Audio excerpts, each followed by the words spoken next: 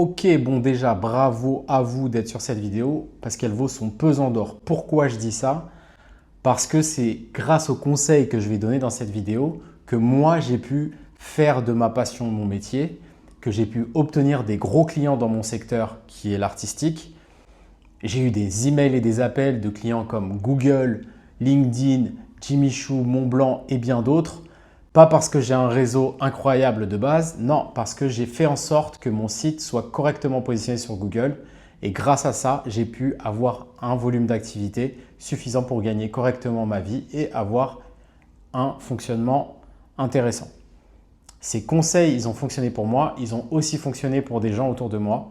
Bien sûr, je ne vais pas pouvoir aller dans tous les détails, mais je vais donner vraiment l'essentiel et déjà en appliquant ces conseils-là, vous aurez des résultats. À tout de suite.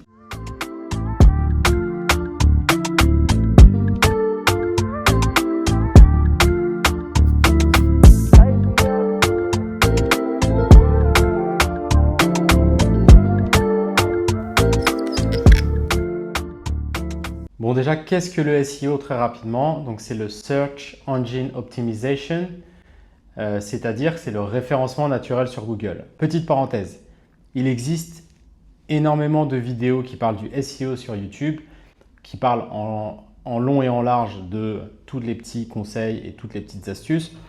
Moi, la différence, c'est que je parle vraiment de mon expérience, des choses que moi j'ai testées et qui ont fait des résultats pour moi. Il y a toujours possibilité d'avoir des conseils et des choses un petit peu par-ci par-là. Moi, je cible très précisément ce qui a compté et ce qui a fait la différence avec mon analyse et mon expérience. Donc le SEO, c'est le référencement naturel, c'est-à-dire quelle position aura votre site internet dans les résultats de Google. C'est hyper important parce qu'à notre époque, quand quelqu'un cherche quelque chose, il cherche un service, il cherche un produit, il cherche à prendre des cours de, de yoga ou peu importe, ou dans mon cas, il cherche un artiste pour décorer ou pour personnaliser, il va passer dans 80-90% des cas sur Google. Donc, si vous arrivez à vous positionner correctement sur Google sur certains mots-clés, ça vous garantit une certaine activité et donc ça peut devenir super intéressant. L'intérêt du SEO, c'est que c'est quelque chose de gratuit. Personnellement, donc sur ma chaîne, je dis très clairement, très directement les choses. Moi, je ne connais rien au référencement payant. Le SEO, ça a l'énorme avantage d'être quelque chose de gratuit. Non seulement c'est gratuit, mais en plus, ça a une pérennité. C'est-à-dire que tous les efforts qui sont faits pour référencer un site, ça va durer sur des mois et même plusieurs années. C'est-à-dire concrètement, tout ce que j'ai mis en place il y a 7 ans sur mon référencement naturel, j'en récolte encore les fruits aujourd'hui. Qu'est-ce qui va faire qu'un site il va être correctement placé? Ça va être comment est conçu votre site, ça va être la structure de votre site et ça va être tout un tas de choses. C'est ce tout un tas de choses et plus précisément les plus importantes que je vais cibler dans cette vidéo. Juste pour faire très rapidement sur mon cas, je faisais de la peinture, de la décoration, des choses comme ça. J'ai fait tout un travail sur mon site internet. Ce travail a porté ses fruits sur certains mots-clés, donc décoration de restaurant, décoration de bureau, personnalisation, etc. Événementiel, principalement à Paris. Mon site s'est positionné et à chaque fois, ou en tout cas dans de nombreuses situations où une marque, une agence, un professionnel de la restauration ou de l'hôtellerie tapait, je ne sais pas, décorateur Paris, fresque, murale Paris, eh ben, il tombait sur l'un de mes articles ou sur mon site et donc très rapidement il me contactait. C'est ce que moi j'ai vécu depuis à peu près 7-8 ans et c'est ce que je vais partager avec vous dans cette vidéo.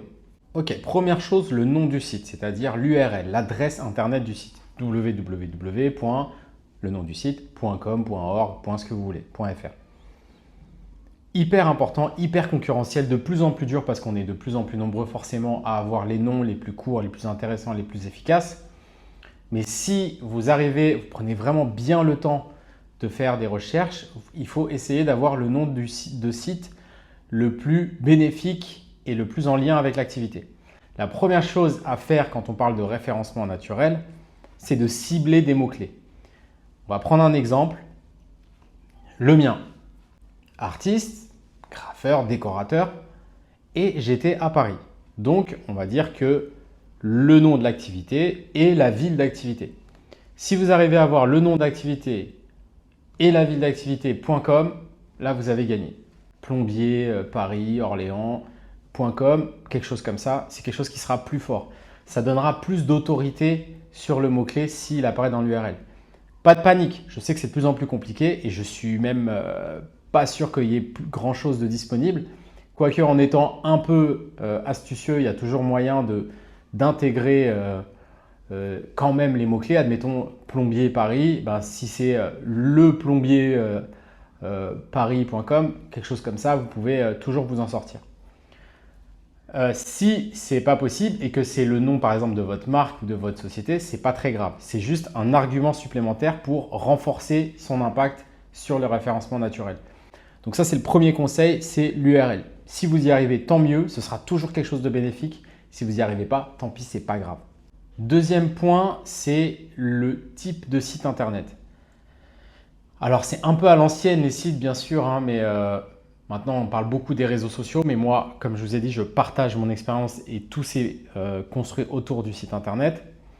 J'ai vécu différentes phases par rapport à ça, c'est-à-dire que j'ai eu d'abord un site qui avait été fait de A à Z par un développeur, mais je me suis rendu compte que c'était compliqué parce qu'il y a les évolutions d'internet, les spécificités qui changent. On peut se retrouver à dépendre du développeur avec qui on a travaillé et donc là, moins de souplesse, moins de fluidité dans le boulot.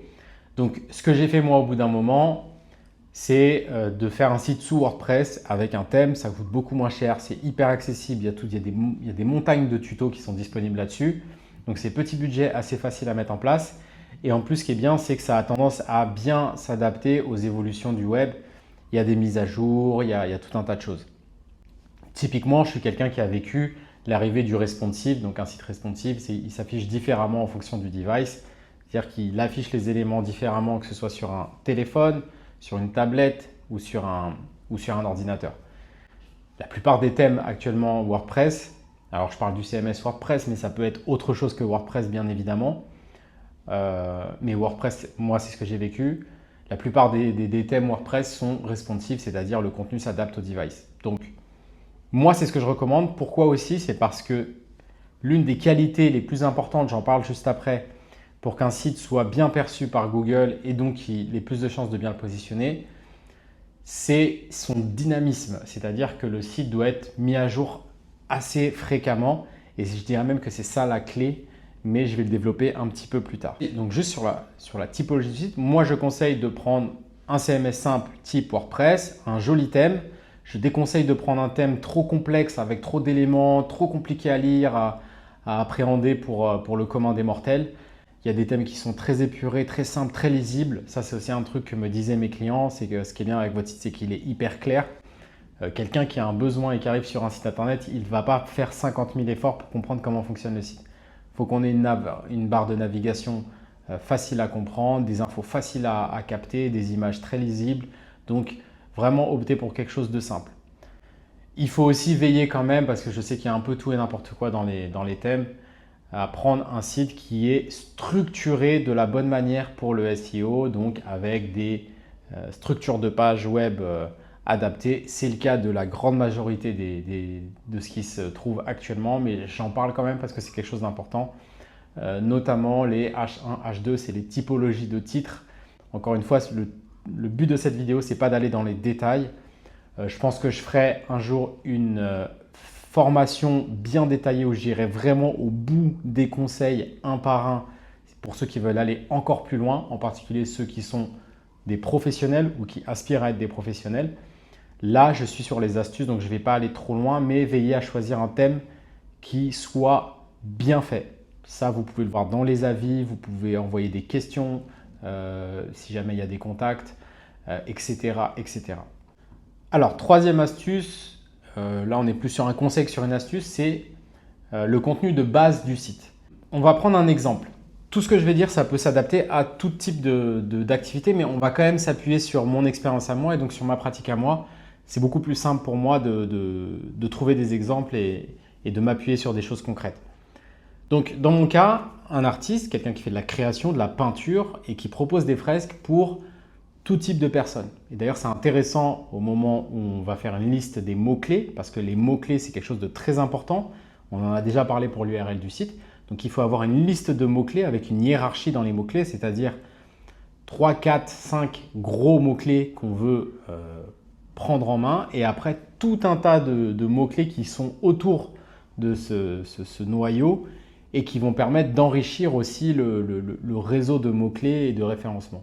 Donc, on va partir de mon exemple, un artiste qui fait de la peinture, de la personnalisation, de la fresque murale et qui veut toucher des restaurateurs, des hôteliers, des bureaux, des marques, des choses comme ça.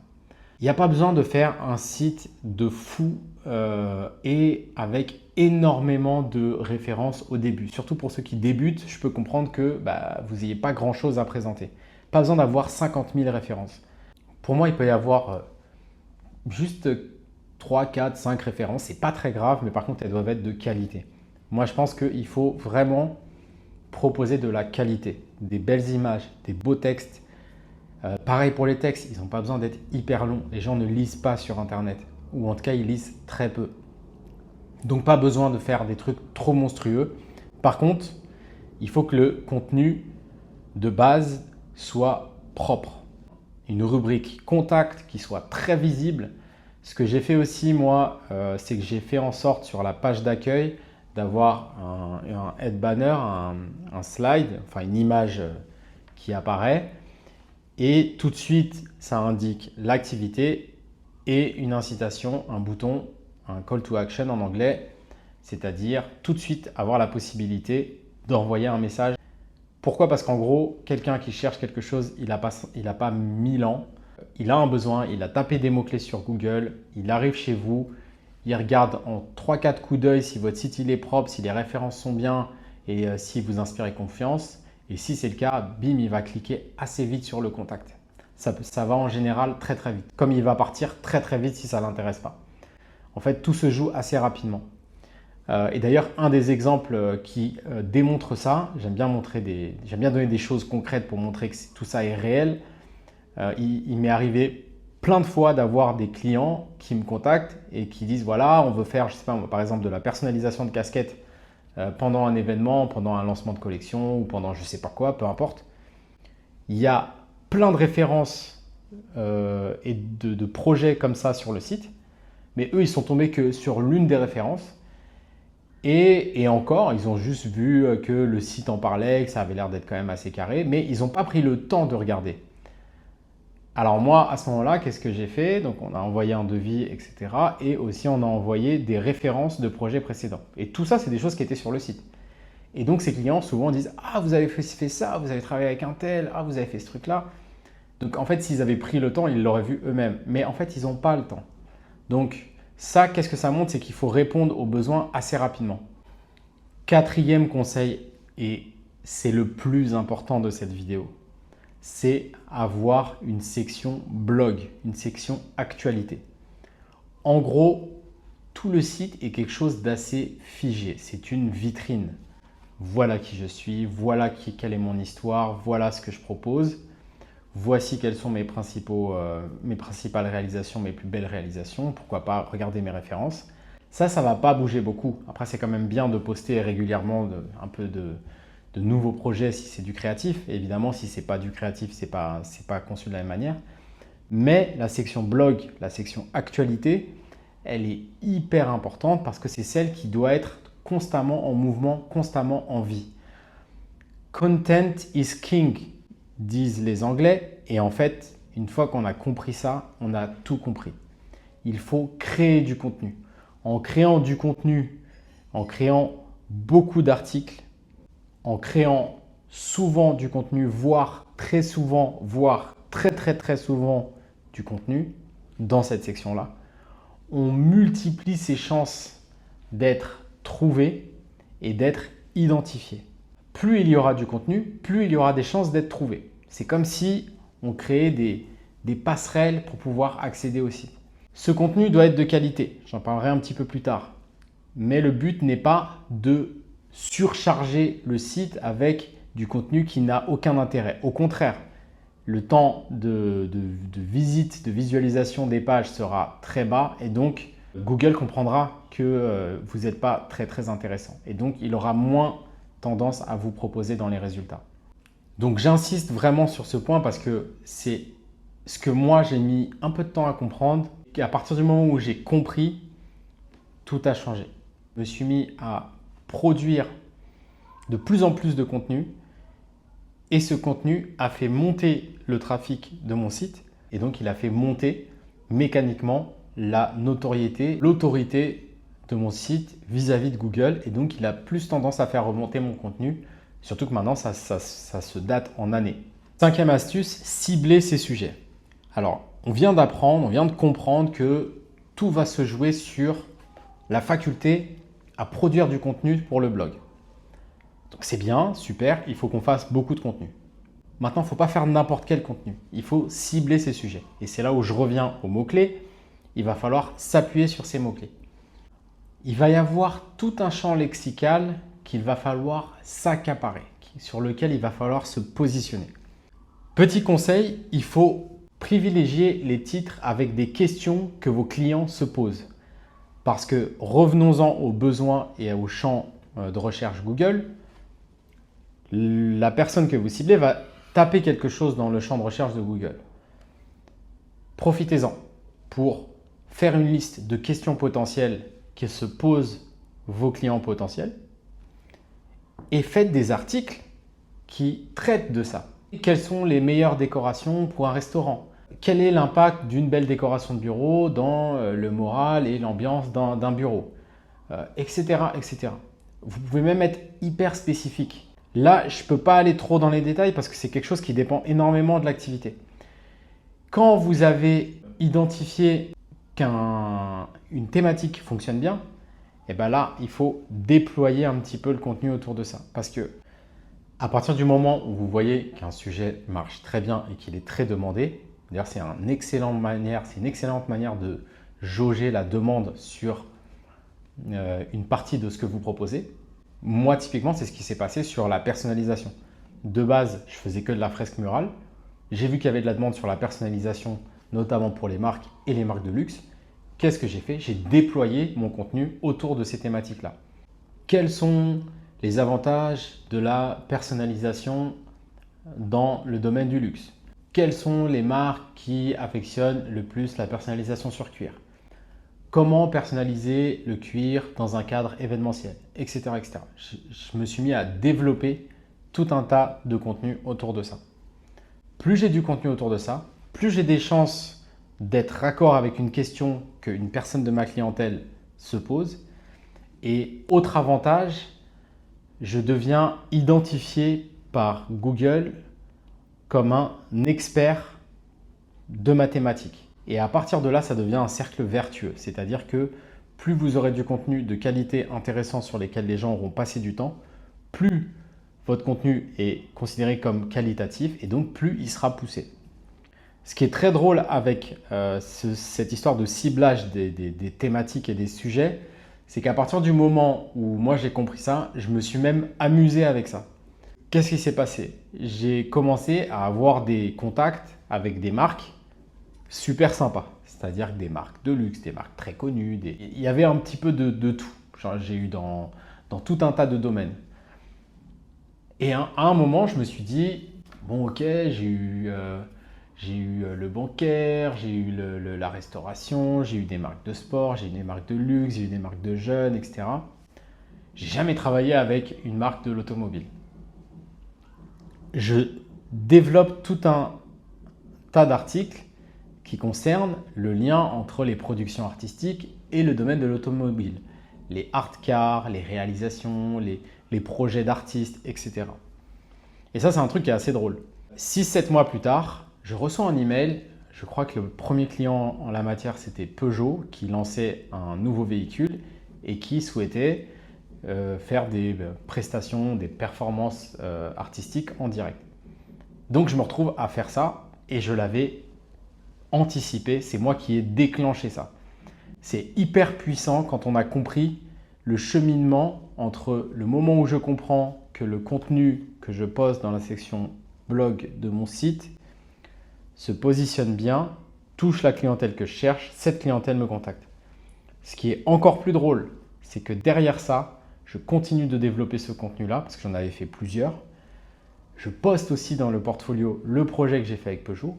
Je refais d'autres projets avec Peugeot. Je fais des projets avec Renault, et plus tard BMW, et plus tard Mercedes, et bien d'autres. Donc c'est assez drôle, c'est qu'on peut aussi avoir une influence sur tout ça. Bien sûr, ça demande beaucoup de travail et les articles sont quand même assez soignés. Maintenant, on va parler de la structure des articles. Hyper important.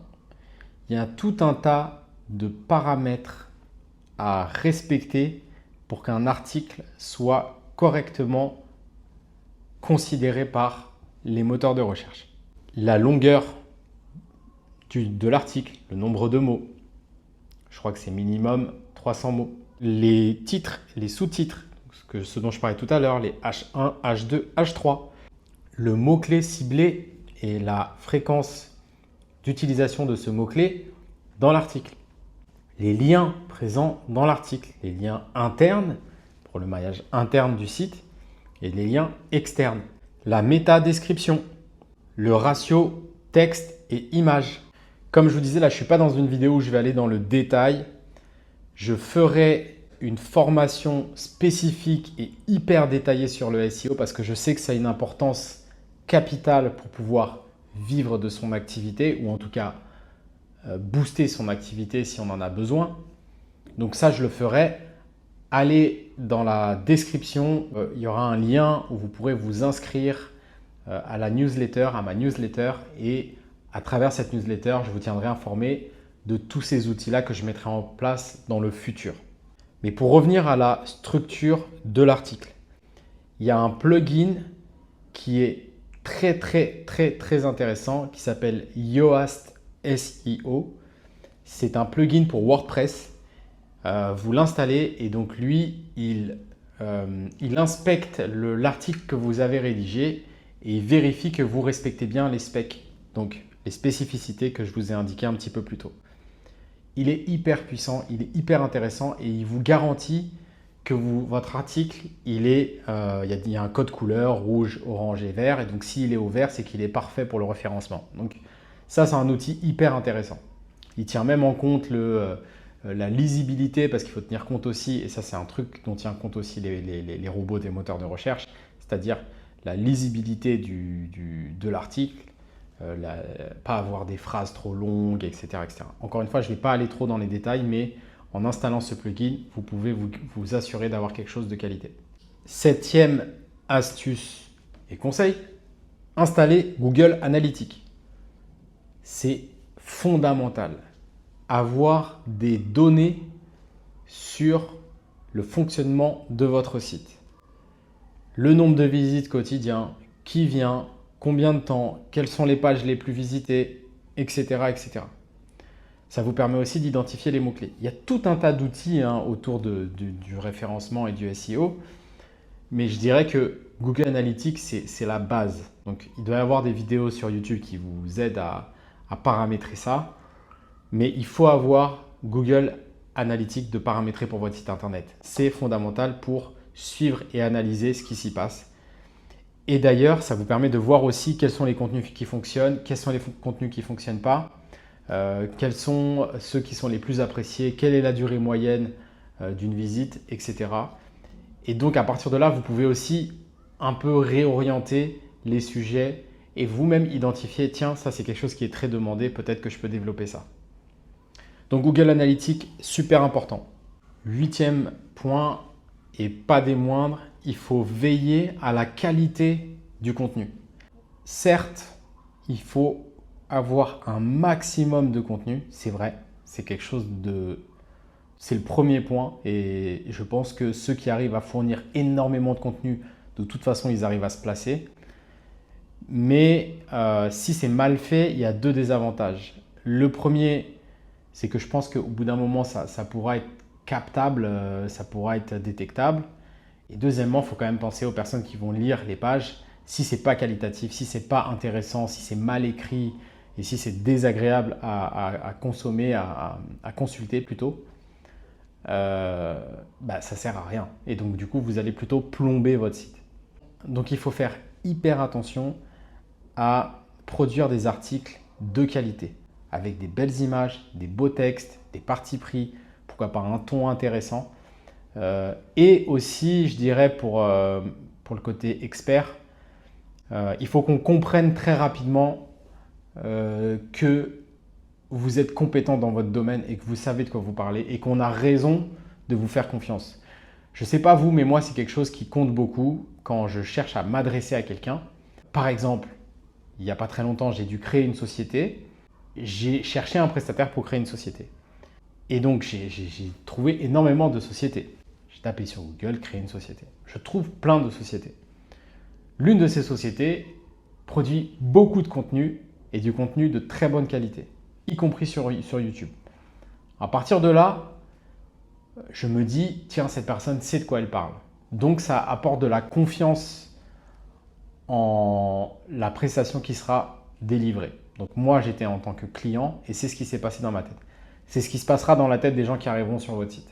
Donc, plus le contenu sera de qualité, plus ils auront envie de vous faire confiance et derrière, ils vont cliquer sur contact ou alors ils vont vous téléphoner. Donc ça, c'est hyper important que la qualité soit au rendez-vous. Pour moi, ça n'a pas d'intérêt si ça n'a pas de qualité. Pourquoi j'en parle? Parce qu'on est dans l'ère où ChatGPT est sur toutes les lèvres.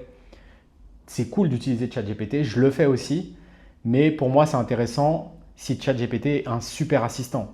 Ce n'est pas un créateur. C'est-à-dire que le but, ce n'est pas de lui dire « rédige-moi un article de 2000 mots sur la thématique de ceci ». Il pondra quelque chose, mais ce sera quelque chose qui sera peut-être pas abouti, avec des incohérences, avec des manques. Et donc, il n'y aura pas, même en termes d'éthique, moi je trouve que c'est faux. C'est-à-dire que ce n'est pas vous qui parlez. Donc moi, je pense qu'il faut réussir à travailler avec ces outils-là, mais en apportant quand même son expertise, sa vision et sa valeur ajoutée. Surtout pas de copier-coller des autres sites, des concurrents, etc. On parlait de la qualité du contenu, c'est lié à ça, mais là, c'est encore pire parce que c'est une bonne manière aussi de se tuer. Parce que autant les bonnes pratiques permettent d'être mieux évaluées par Google, autant les mauvaises pratiques, quand elles sont détectées, ça peut vous plomber. Si il y a détection de mauvaises pratiques, de triche, de choses comme ça. Donc, je le déconseille fortement, il ne faut surtout pas faire ça. Par exemple, s'amuser à aller faire des copier-coller des articles des concurrents, il faut jamais faire ça. Déjà, d'un point de vue éthique, moi, je suis totalement contre ça. Je trouve ça terrible parce que c'est du manque de respect du travail des gens. Et en plus, si vous vous faites pincer, et ben, du coup, vous pouvez vous faire complètement bâcher votre site. 10e conseil, il faut être rigoureux, discipliné et patient. C'est quelque chose qui n'est pas facile. Je l'ai vécu avec une personne de mon entourage récemment que j'ai un petit peu coaché là-dessus.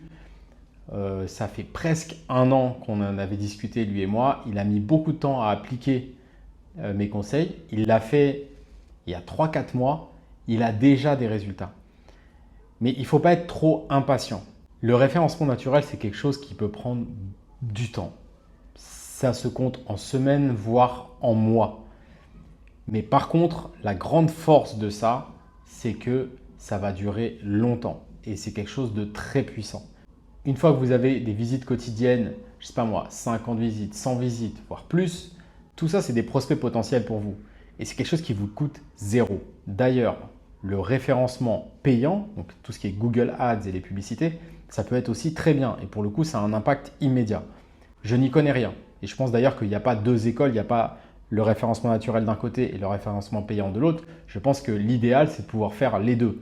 Et je pense que c'est un de mes gros défauts, c'est que je suis nul en référencement payant. Et d'ailleurs, j'ai vraiment envie de me former là-dessus et d'avoir ces capacités-là pour enrichir un petit peu tout ça. Mais le référencement naturel, en l'occurrence, c'est quelque chose de très puissant, mais qui prend du temps. En gros, une fois que vous avez publié votre page, il faut attendre qu'un robot Google vienne scanner votre site et donc scanne vos nouvelles pages et donc qu'il les propose sur les moteurs de recherche. Qui en plus lutteront, donc la place sera aussi en lutte avec les autres pages avec des contenus similaires. Donc ça peut prendre du temps. Moi, je pense qu'il faut s'accrocher, il faut veiller à ce que le contenu soit là et les résultats viendront. Voilà pour les conseils Alors j'ai fait quand même assez vite. C'est des choses qui mériteraient d'aller un peu plus loin et d'être un peu plus détaillé, un peu plus fouillé. Je pense que je le ferai à travers une formation où je prendrai beaucoup de temps pour noter vraiment en détail chaque point. Si ça vous intéresse et que vous voulez aller plus loin, je vous invite à vous inscrire à la newsletter à travers le lien que vous trouvez dans la description. Et même si ce n'est pas le cas, déjà à travers cette vidéo, si vous appliquez un petit peu ça, vous verrez des choses se passer. D'ailleurs, il ne faut pas hésiter si vous avez des questions, à les poser dans les commentaires. Et d'ailleurs, si vous avez aussi même des résultats, il ne faut pas hésiter à venir le dire, ça fait toujours plaisir. Moi, j'ai des gens autour de moi qui ont appliqué ces conseils-là. Et c'est super intéressant de pouvoir se dire qu'à travers quelque chose de gratuit, on peut obtenir des résultats. C'est juste du travail, de la rigueur, de la patience, de la discipline. Si ça s'est appliqué, il se passera des choses. En appliquant ça, j'ai eu des mails de grandes marques qui se sont retrouvées à m'appeler et à me dire « on a besoin de ça ». C'est la meilleure des récompenses. Pour moi, c'est comme des médailles de ce travail qui a été fait sur le référencement naturel. Et ce qui est super, c'est que ça peut s'appliquer sur énormément de domaines. Donc, même ça m'intéresse que vous me disiez sur quel domaine ça vous intéresserait de l'appliquer. Moi, je sais déjà qui attend cette vidéo parce que j'ai reçu des messages en me disant « on aimerait bien que tu mettes la vidéo en ligne ». Donc, je sais déjà qui va un petit peu l'utiliser. Mais comme là, on est sur YouTube et que du coup, il y a pas mal de gens qui potentiellement regarderont cette vidéo, n'hésitez pas à me dire un petit peu, vous, sur quel domaine vous voulez travailler, dans quelle niche vous voulez adapter tout ça. Et d'ici quelques temps, si vous l'avez fait vraiment avec sérieux, à me tenir au courant d'un petit peu tout ça parce que je sais que ça marche. Si vous mettez en place vraiment une rigueur là-dessus, après c'est en fonction des disponibilités et de l'aisance de chacun, mais en postant un article par jour, ça fait 365 articles en un an, c'est déjà beaucoup. C'est dur, mais ça paye. C'est des choses qui marchent. Il y a un truc dont j'ai absolument pas parlé, et si j'en ai pas parlé, c'est parce que moi, je ne l'ai pas fait, je n'ai pas travaillé là-dessus. Encore une fois, ce dont j'ai parlé dans cette vidéo, c'est ce que je connais, c'est ce que j'ai appliqué et ce qui a marché. Je pense qu'il y a tout un tas de choses que je ne connais pas, donc j'arrête tout de suite ceux qui vont me dire « Ah, mais tu n'as pas parlé de ça, tu n'as pas fait ça. » Ok, il n'y a pas de souci. Moi, je parle de ce que j'ai fait et de ce qui a marché. Ok, donc, c'est du réel et c'est du vécu à 100%. Il y a quelque chose dont je n'ai pas parlé et je sais très bien que c'est un élément important à notre époque, ce sont les réseaux sociaux. C'est un truc sur lequel je n'ai absolument pas misé à tort. Je pense que ça peut booster encore plus le référencement. Donc, à vous aussi de creuser là-dessus, à moi de creuser là-dessus et d'apprendre un petit peu tout ça.